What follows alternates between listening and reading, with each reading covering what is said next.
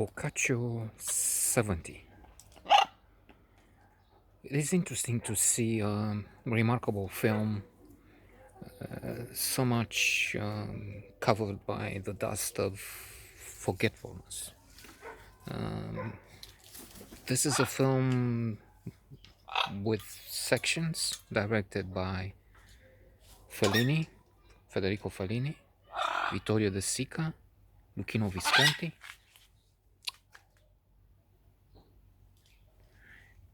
and having said that, that's the creme de la creme of the Italian cinema overall, and in particular of the realistic termina cinema. Furthermore, Boccaccio is included among the best 100 novels,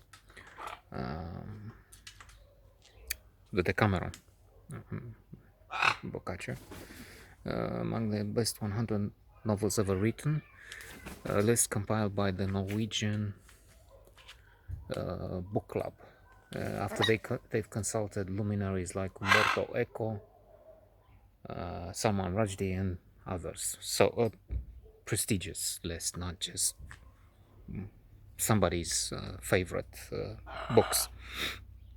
And this is an attempt to look at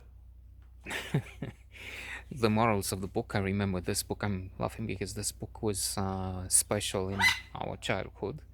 Alas, not for the good reason, not because we realized so early that this is special, this is part of the history of literature and one of the best, but because we were marking the pages where, let's say, this monk meets a nice girl or woman and teaches her how to put the devil in hell, which meant they had sex. I mean, his sexual organ was the devil in his interpretation, well, his story for the girl, and she had the hell within, that is her private parts. One of many examples of eroticism and sexual innuendos, and that's what attracted our attention, and we kept those pages very well marked. Yeah. Alas, these keep falling for some reason from the sky. I hope he's only changing them. Indeed, in the Federico Fellini segment, Anita Ekberg is depicted on a huge poster, and there's this priest. It's the Temptations of the priest. That the segment is anyway regarding his revolt, his outrage. He's living in an apartment building, and in the park across from his 3 windows, does he say he has? There's a big advertising billboard, milk, and Anita Ekberg in a sensual posture is looking at him, and he cannot stand it. I mean, he's going to the authorities. That's some few tableaus there, which remind one of Kafka. Well, the bureaucracy is slow moving in Italy, in the south, and in so many places.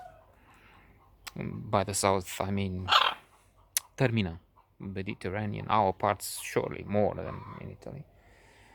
What I've read in The Economist, I think, recently, that trials tend to go on for years.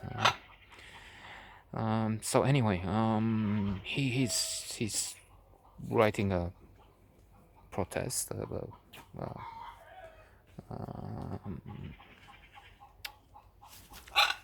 a petition of sorts, and he's talking to one of the clerks, one of the officials there, and explaining, and this is, if not hilarious, anyway, very amusing, because he's trying to tell him, look, they placed it right across from me. I have the windows I live in, and it's very provocative when he's trying to explain. And so he's going on a couch there, and he's lying, trying to show. And you know, he has a coat, but then he's trying to unbutton his shirt to look, and you can see because indeed Anita Agba has a cleavage, but nothing out of the ordinary. So, there's a discussion on this theme. Is it termina? Is it really condemnable, or is it just beauty? Or the functionaire there tends to agree with, but what power can I have with the plaintiff, let's say? And it all becomes amusing because eventually we have Fellini. We have the imagination taking over, and he's in some of his thoughts. He's the small Gulliver in the land of the giants, and Anita Ekberg becomes, who plays herself, by the way, becomes this giant woman, and once in a while they are of the same size. And termina! What idiot is one?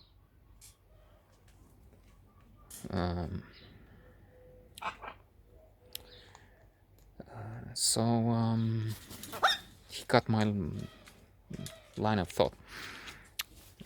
Whereas he pretends, or he thinks he's revolted by for some time, by the billboard.